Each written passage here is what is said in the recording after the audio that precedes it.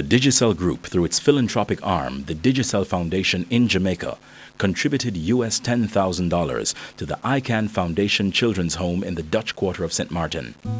The donation was used to reconstruct the home for 22 orphans after it was destroyed by fire. This project was done through the Rotary Club of Kingston. The Holy Trinity Cathedral, located on North Street in downtown Kingston, is the only church in Jamaica with a copper roof. The church was built in 1911 after it replaced the original cathedral located on the corner of Duke and Sutton Streets that was destroyed in the earthquake of 1907. I've been a member of this church from way back. My parents brought me here, and we was christened here, confirmed here, and everything in this church from the early days, way back, the time it was Cathedral. I've been attending this church. It's so much to remember from the 30s. I confirm at this church. When you say confirm, you mean receive at this church into the 40s, right? I've been here, I work in the church, I do what I can, and I meet all the different priests then. The church is now a national landmark, famous for its beautifully colored glass windows and the pipe organ, which is the oldest and largest in the English-speaking Caribbean. One of the significant feature of this building is the central dome.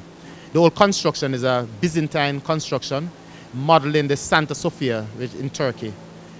And the Byzantine construction architecture is one in which the church is constructed in such a way as to make heaven present on earth, which is in contradistinction to a Gothic cathedral which points to heaven, saying that we have no abiding place here on earth.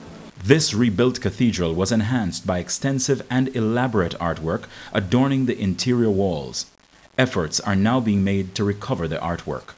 Some of the artist's work is not there again, and some of the fixtures that was there, during the renovation was taken down, and it still looked nice, but what we knew it was as children, it was a beauty, man, because the thing about it is when you come into this church, if you come inside here 10 times for the day, it's as if you'd never come in here before. In those days, it was lovely. We had nice time, we meet nice people, and we meet nice priests, and we move around good. The Holy Trinity Cathedral has been a monumental church throughout the years, and a lot of people in the surrounding communities look up to the church for support spiritually and otherwise. The Digicel Foundation, they have made a contribution of $1 million. But this is going to be directed in particular to the restoration of the bells. There are 4 bells that were part of the old cathedral situating here. And the bells have been sent back to the original builders, the original bell foundry in Baltimore. And so they'll clean the bells and re-electrify them so that when they return, they'll be rung digitally instead of rung manually. We have some foreigners here from Spain. They came here through the assistance of His Excellency Eso Silva, the ambassador, the Spanish ambassador to Jamaica. And the team is made up of Professor Antonio Sanchez Barriga, who is an international expert in restoration of buildings. He has done work in Egypt, in Europe, and when he leaves here, they're going to Jerusalem to do work. We have 30 persons from the wider community who are part of this training project. Very good. It's beautiful, Jamaica. 2 years ago, I returned for the project in Cathedral. This project is very difficult.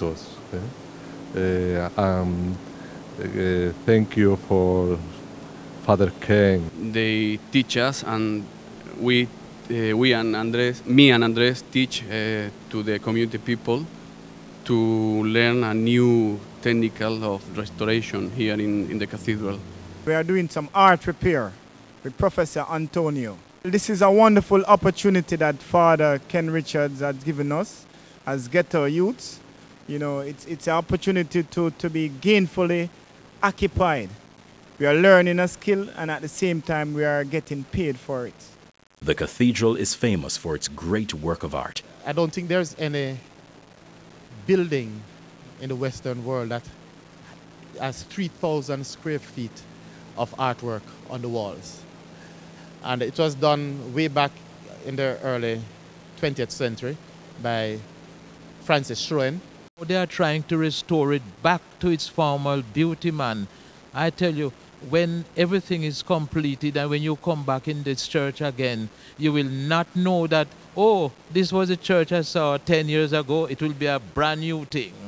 The project undertaken is well received, and the knowledge gained will be passed on to others. To tell you the truth, I've already started to impart my knowledge among my fellow workers.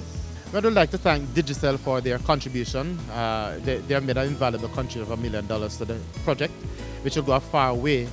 And I think that the contribution will not only help with the restoration of the bells, but also with respect to whatever is left over from that aspect, you know, to the rest of the restoration.